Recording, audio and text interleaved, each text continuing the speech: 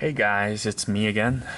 So, a couple of updates. So the Seikosis 6105 hands have arrived. Well, it arrived earlier this week, or on Monday actually. And when I got a closer look at it, there were a lot of scratches, like imperfections on them, that I think my expectations were so high that I kind of got disappointed, and it just looks a lot better with the original hands. So I've gotten over the whole the different color loom thing, and I'm okay with it now. So I've been trying to get over that disappointment. I guess I I got so disappointed because I mean the hands aren't that cheap, right? I mean, I guess it's relative. It's a lot of money for me, like to be spending on hands. I've seen other people's build that looks amazing with it, so may just have been my hands, but like it just didn't look the way I wanted it to look. On a happier note, I found a listing for the Seiko Sumo SBDC031J1, I think. It's the second generation Sumo with the black bezel, black dial.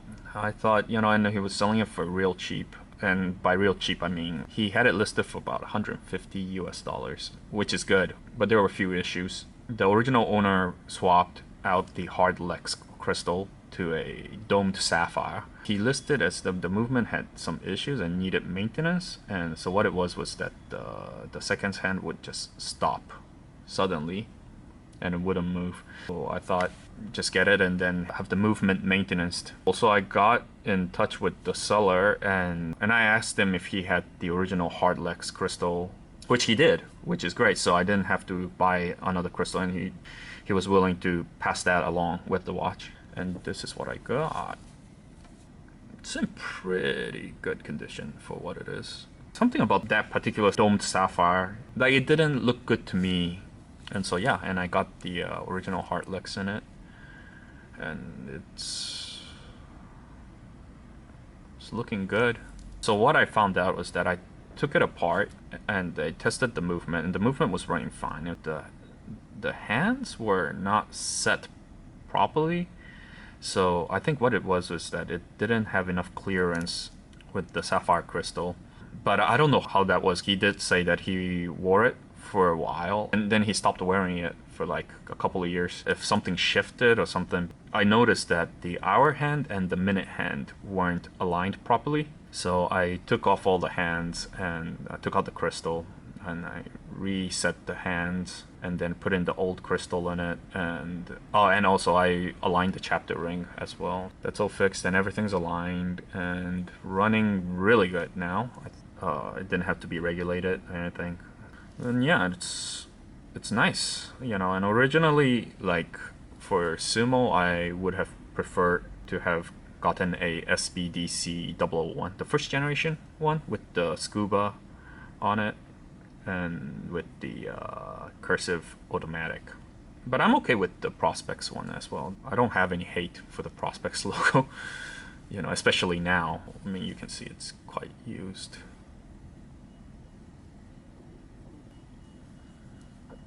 When you see it in person, like it's not as prominent, this thing here. Well, that's the only one that's kind of sticking out. The rest is okay. It's not as visible.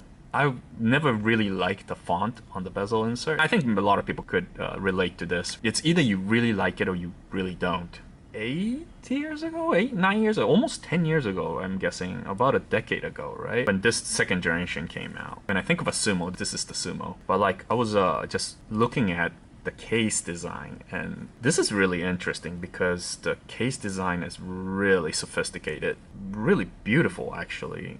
My lighting's probably accentuating the all the scratches and all that. It's got this really intricate like polish, brushed, polish, brushed, polished section on it. Oh, the side profile sort of looks like the Marine Master, sort of, yeah.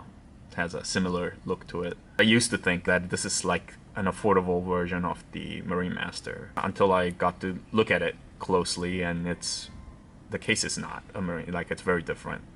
It's very different from a Marine Master. Where it guards, like covers the bezel. This part is really interesting. And then the polished area here, That's very different too. That's really cool. Sort of reminds me of my Speedmaster. It has a bit of a resemblance to it, I think. Yeah, I might do a side-by-side of it. Sorry, none of my other watches are here with me. I'm in my office, so... So, basically, the case design is really sophisticated. It's cool. It's very beautiful. Then you get to the dial and the bezel. Then there's this whole utilitarian look to it, where you get a matte black dial with sort of a matte hands. And then you got this aluminum bezel insert with this font. Very straightforward. It's a tool watch.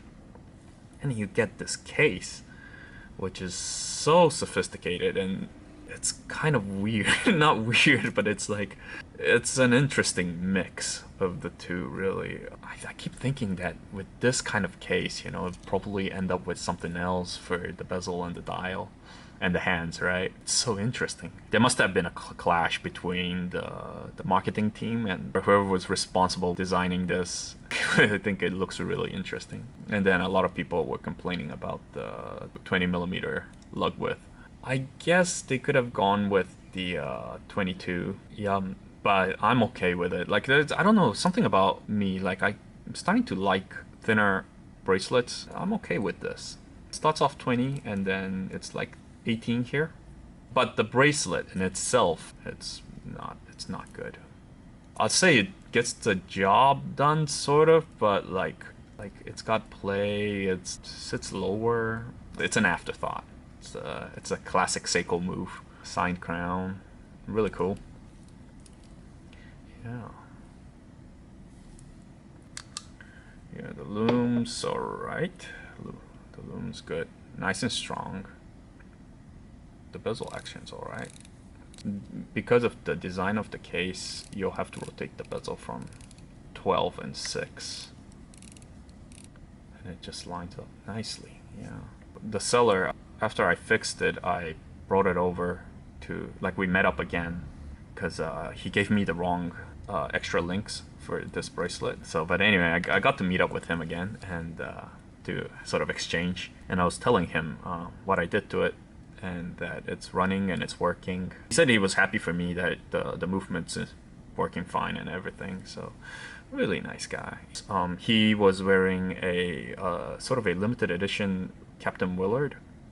This one, I'll look up the model number and put it in the video, but that's a very nice watch. It looked really good. So he's into that now.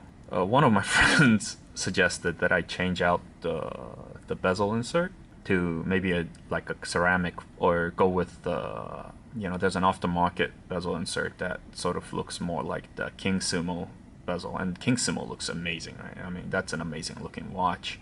I would argue that whoever designed this case, I think that would have been the design that he was looking for, like with the ceramic bezel, with the fancier hands, and just textured dial. Yeah, I'll show you what it looks like on my wrist.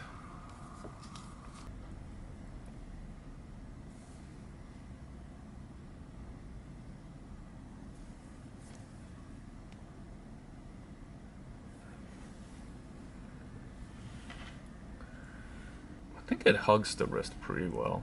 The lug to lug is really long.